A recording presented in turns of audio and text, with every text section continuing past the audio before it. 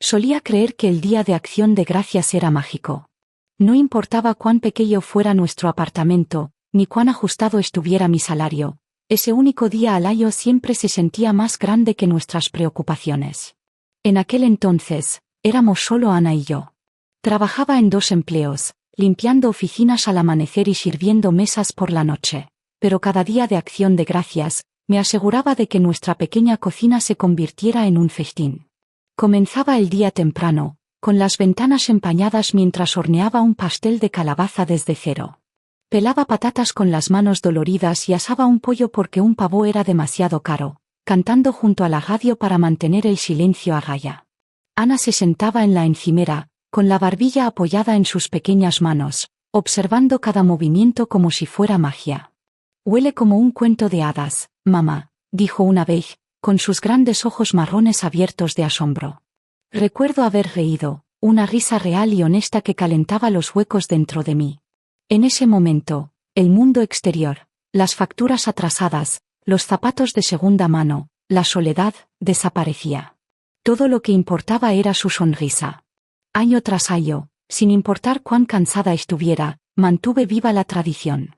Incluso cuando mis rodillas dolían por los turnos dobles, incluso cuando la cuenta bancaria apenas alcanzaba para el alquiler, encontraba la manera. Ana ayudaba doblando servilletas en triángulos desordenados, poniendo nuestra pequeña mesa tambaleante con la ceremonia de la realeza. No teníamos copas de cristal ni cubiertos elegantes, pero teníamos risas. Teníamos historias sobre peregrinos y corazones agradecidos. Nos teníamos la una a la otra. Ahora, mientras me aliso el jersey, el que guardé para ocasiones especiales, me doy cuenta de cuántos días de Acción de Gracias han pasado desde aquellos días. Ana ha crecido, está casada, vive en una casa más grande con suelos pulidos y una mesa de comedor que acomoda a 12. Tiene la vida que siempre deseé para ella, una vida libre de contar céntimos y remendar sueños. Me invitó este año. Su primera vez organizando el Día de Acción de Gracias como esposa, en su nuevo hogar.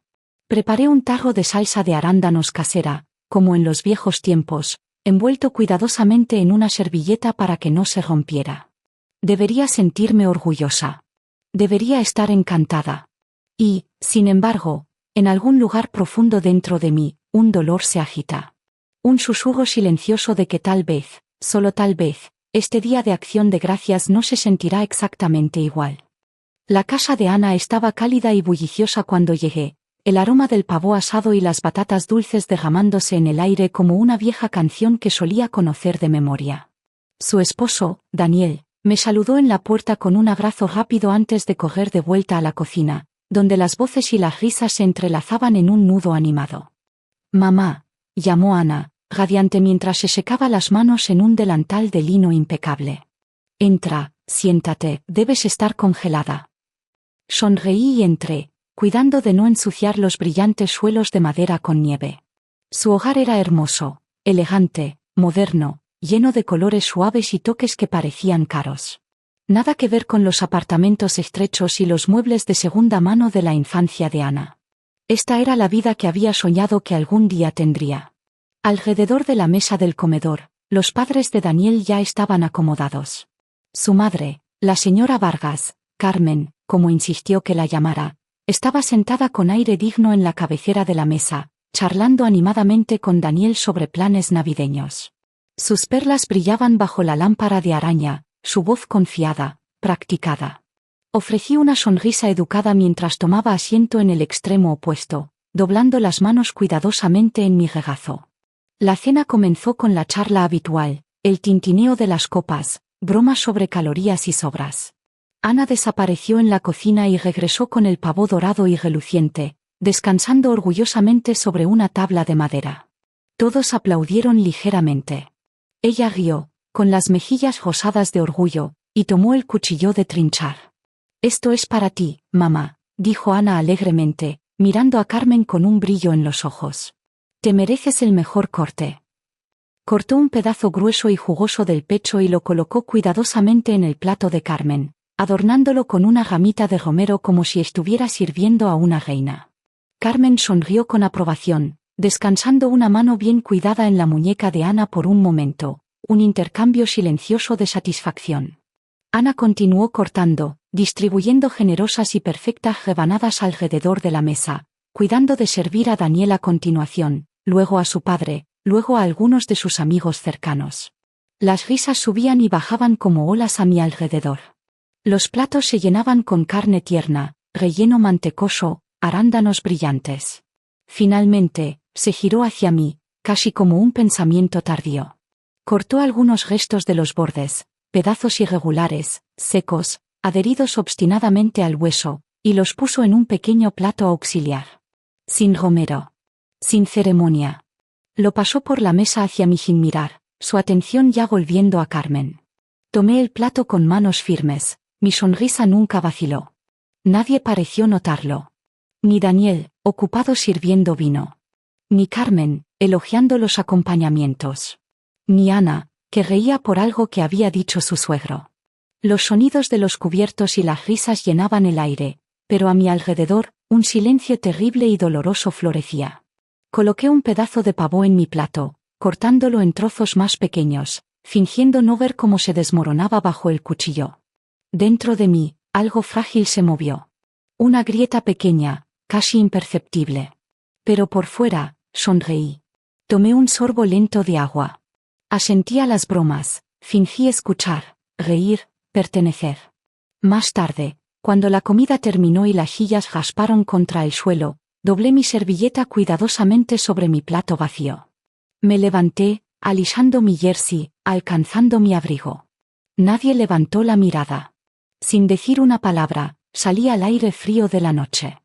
El aire nocturno me mordió la piel al salir del porche, el viento lo bastante afilado como para robarme el aliento.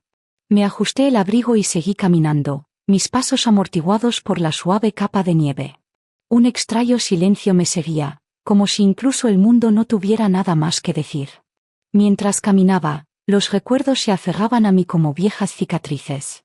Recordé las noches en la cafetería, con el delantal pesado de grasa y sudor, las manos doloridas de llevar bandejas llenas de platos a medio comer.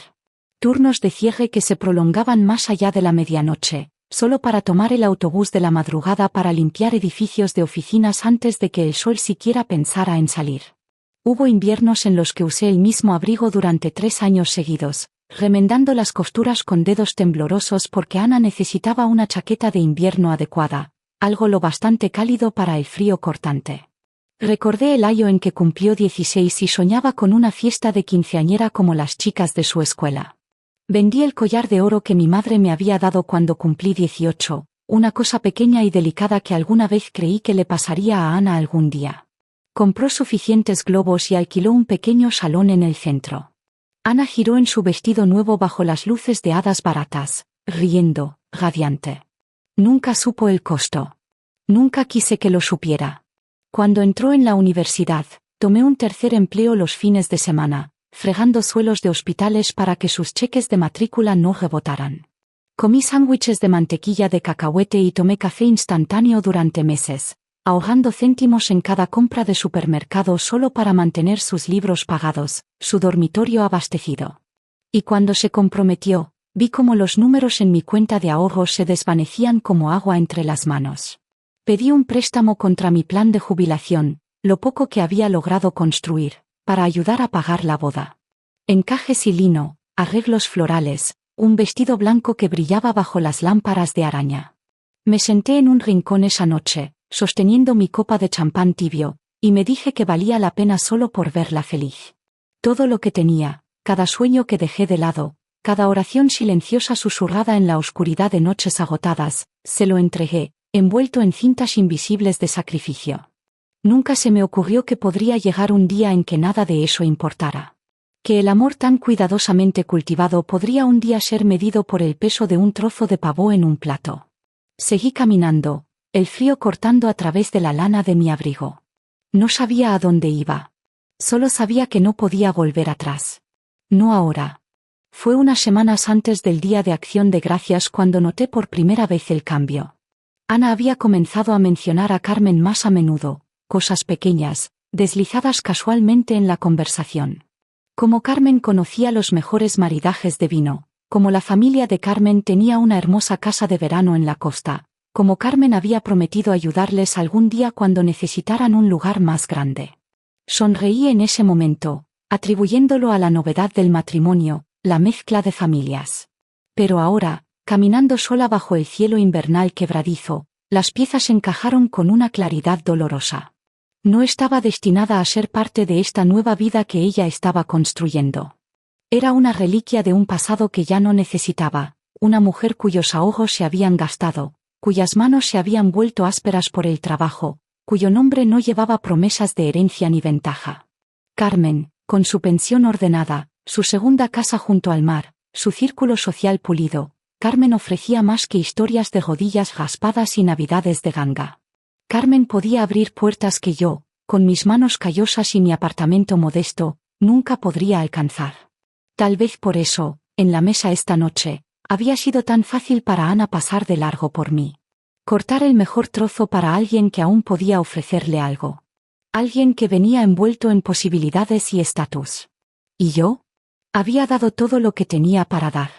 Ahora lo veía, la forma cuidadosa en que Ana hablaba alrededor de Carmen, el brillo ansioso en su voz, la necesidad de probarse digna en un mundo al que nunca pertenecería. Entendía el lenguaje de la supervivencia, lo había hablado toda mi vida. Pero no me había dado cuenta de que un día, se hablaría contra mí. En algún lugar profundo dentro de mí, el último hilo frágil entre nosotras se soltó. No con rabia. Ni siquiera con tristeza. Solo una resignación silenciosa. Un espacio profundo y hueco donde el amor había vivido alguna vez, reemplazado ahora por algo más frío. Algo definitivo.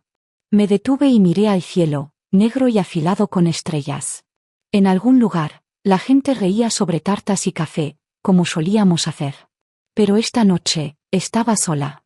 Y por primera vez en mi vida, entendí. El amor, cuando se pesa contra la ambición, siempre será el primero en ser olvidado. Mucho antes de que las primeras hojas comenzaran a cambiar ese otoño, ya había tomado mi decisión.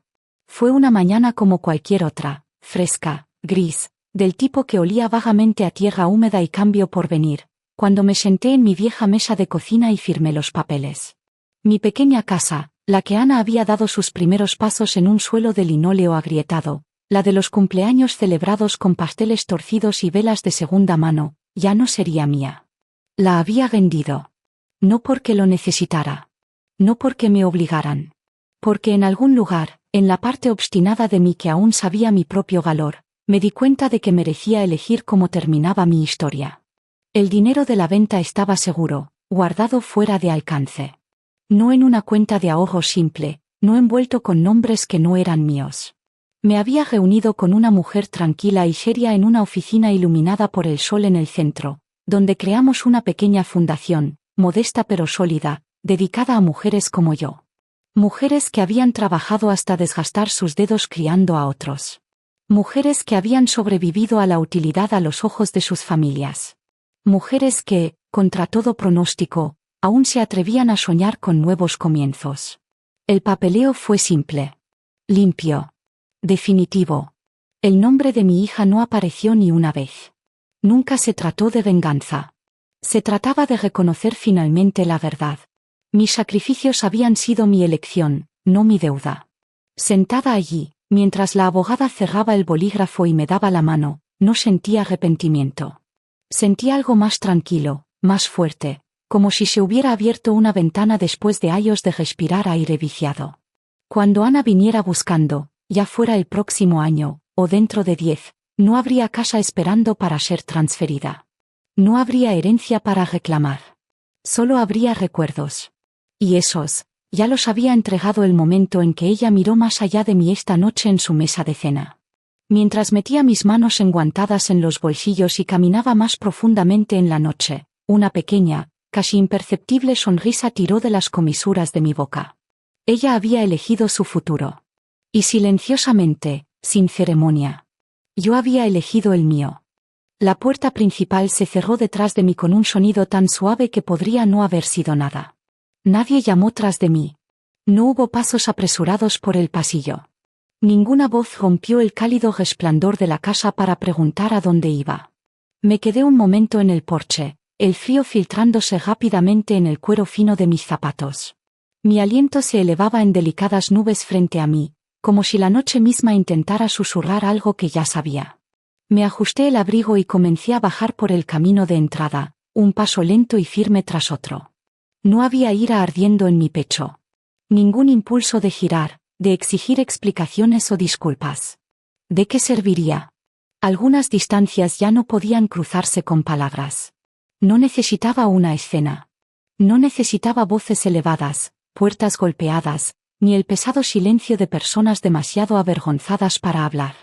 Solo necesitaba esto, la certeza silenciosa de que había terminado de esperar en mesas donde mi presencia era apenas tolerada. La nieve había comenzado a caer, suave y lenta, cubriendo el mundo con una luz pálida y perdonadora. Se adhería a los bordes de las aceras, atrapada en las ramas vacías de los árboles dormidos. El pueblo estaba en silencio, salvo por el leve resplandor de las luces del porche y el zumbido distante de un televisor detrás de la puerta cerrada de alguien más. Caminé con la cabeza en alto, sintiendo como el peso de los años se desvanecía con cada paso. Los años que pasé tragando decepciones, sonriendo a pesar del dolor, doblándome más y más pequeña solo para encajar en lugares donde se suponía que vivía el amor. Esta noche, me desplegué. Esta noche, entré en el frío con nada en los bolsillos más que mi propio nombre, y de alguna manera, eso fue suficiente. Al acercarme al final de la calle, miré hacia atrás una vez, brevemente. A través de la ventana escarchada, apenas podía distinguir el comedor. Las perlas relucientes de Carmen. La sonrisa fácil de Ana. El parpadeo bajo de las velas bañando a todos en una suave luz dorada. Una escena de perfecta calidez navideña, una que sería fotografiada, publicada, recordada. Y, sin embargo, en algún lugar en el corazón de todo, sabía. Había un lugar vacío en la mesa, incluso si nadie lo notaba. Me giré, la nieve besando mis mejillas como una vieja amiga, y seguí caminando en la noche silenciosa. Eligiendo, por primera vez en mucho tiempo, a mí misma. El invierno dio paso a la primavera antes de que volviera a saber de Ana. Al principio, fueron solo algunos mensajes, cosas cortas, cautelosas. Hola, mamá. Espero que estés bien. Unas semanas después, otro, pensando en ti, ¿quedamos pronto? No respondí. No porque estuviera enfadada, sino porque sabía que la verdadera razón llegaría pronto. No pasó mucho tiempo antes de que llegara la llamada. Mamá, la voz de Ana vaciló entre una alegría forzada y algo más delgado, más desesperado. Te echo de menos. Quise llamarte antes, pero la vida ha sido una locura. Hizo una pausa, esperando que la rescatara del silencio. No lo hice. Entonces, continuó, con la voz endureciéndose, la empresa de Daniel redujo personal. Las cosas han estado apretadas. Estamos pensando en vender la casa y, bueno, recordé como siempre dijiste que ayudaría si alguna vez lo necesitábamos. Ahí estaba. No exactamente una petición. No exactamente una disculpa. Solo una semilla cuidadosamente colocada, esperando que la regara. Escuché, trazando mi dedo sobre el borde de mi taza de té. En algún lugar profundo dentro de mí, sentí que el viejo reflejo se agitaba, el que quería arreglar, proteger, sacrificar. Surgió como un instinto, un músculo demasiado acostumbrado a ser estirado hasta el límite. Pero pasó. Lamento escuchar eso, dije simplemente, mi voz tranquila, incluso cálida. Pero no estoy en posición de ayudar. Hubo un instante de silencio atónito. Luego una risa rápida, nerviosa. Oh, por supuesto. No quería decir. Tropezó con las palabras, la máscara agrietándose lo suficiente para revelar el miedo debajo. La dejé titubear. Ya no llené el silencio por ella. Espero que las cosas salgan bien para ti, dije suavemente, sintiéndolo. Realmente lo deseo. Y lo decía en serio, también. Le deseaba paz, éxito, incluso alegría. Pero ya no deseaba pagar el precio por ello. Terminamos la llamada con despedidas incómodas y educadas. Sin promesas. Sin vernos pronto. Después, me quedé junto a la ventana, viendo cómo la luz pálida de la tarde se derramaba por mi pequeño salón. Llenaba el espacio con una calidez silenciosa que había construido para mí misma, sin necesidad de mendigar un lugar en la vida de alguien más. Había amado a Ana con todo lo que tenía, desde que podía recordar. Pero a veces, el amor no era suficiente para mantenerte entera. A veces, lo más amable que podías hacer por ambas era finalmente dejar ir. Cuando el verano maduró en un otoño temprano, empaqué mi pequeño apartamento y me mudé a un pequeño pueblo costero a 2 horas al sur. Un lugar donde las calles olían a sal y pan fresco, y cada noche el cielo se derramaba en oro y carmesí sobre el agua. Encontré una modesta cabaña a pocas manzanas de la costa, nada grandioso, solo 2 dormitorios, un columpio en el porche que crujía y un jardín lleno de lavanda silvestre. Me quedaba perfectamente. Silenciosa, sin prisas, una esquina del mundo donde nadie esperaba nada de mí más que simplemente ser. En el centro comunitario, me inscribí en una clase de arte por un capricho. No había pintado desde el instituto, pero en el momento en que el pincel tocó el lienzo, algo dentro de mí suspiró despierto. La mayoría de las otras en la clase eran mujeres como yo, con canas, obstinadas, bellamente inacabadas. Estaba Magda, que había sobrevivido al cáncer y estaba aprendiendo a dibujar pájaros. Ruth, que había criado a 5 hijos y finalmente pintaba sus propios sueños en lienzos en lugar de ayudar a otros a construir los suyos. Reíamos, derramábamos pintura, contábamos historias entre pinceladas. Historias reales, desordenadas y hermosas. A nadie le importaba de dónde venías. Solo a dónde ibas después. Cuando llegó de nuevo el Día de Acción de Gracias, no lo pasé sola. Organicé una pequeña cena en el salón comunitario, poniendo carteles pintados a mano que simplemente decían: todos bienvenidos. Hombres mayores sin hijos. Mujeres cuyas familias se habían alejado o las habían olvidado. Extraños, realmente. Pero al final de la noche, estaban brindando, pasando panecillos, riendo sobre pastel de calabaza como si nos conociéramos de siempre. Me quedé en la cabecera de la larga mesa, viendo cómo la luz danzaba sobre rostros marcados por el tiempo, por la pérdida, por la resiliencia.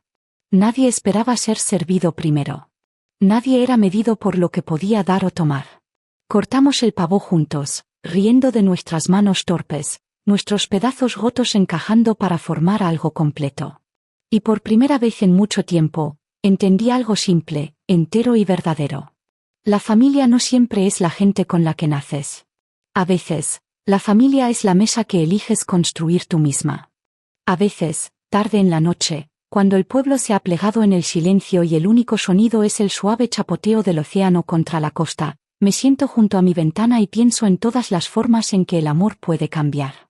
Cómo puede comenzar como algo puro e ilimitado, una llama que ilumina incluso los rincones más oscuros. Y cómo, con el tiempo, puede torcerse, doblarse en una transacción, un intercambio medido no por presencia, sino por posesiones. Le di a Ana todo. No porque esperara un reembolso, favores, o incluso reconocimiento. Di porque eso era lo que el amor significaba para mí, un acto silencioso y duradero de fe. Pero el amor verdadero, no puede sobrevivir cuando solo se recurre a él en momentos de conveniencia. Cuando solo se honra cuando sirve a un propósito.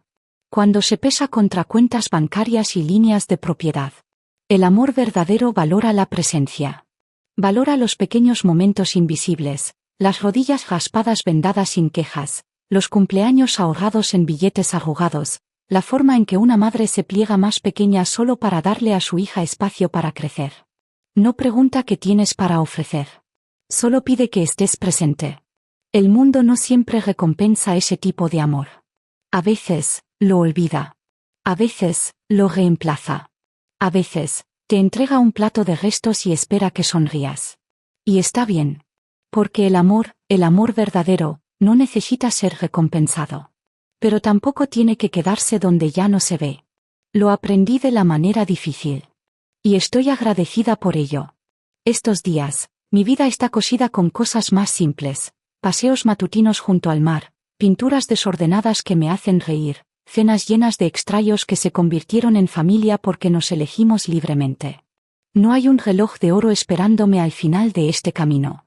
No hay herencia para repartir, ningún libro de cuentas final para equilibrar. Solo una vida vivida honestamente, plenamente, finalmente, en mis propios términos. Y si hay algo que dejar, algo digno de pasar, es esto. Una madre puede darlo todo. Pero ninguna madre debería ser amada solo cuando es conveniente. El amor verdadero, el amor real, no se construye sobre lo que dejas atrás. Se construye sobre quien se queda cuando no queda nada por tomar.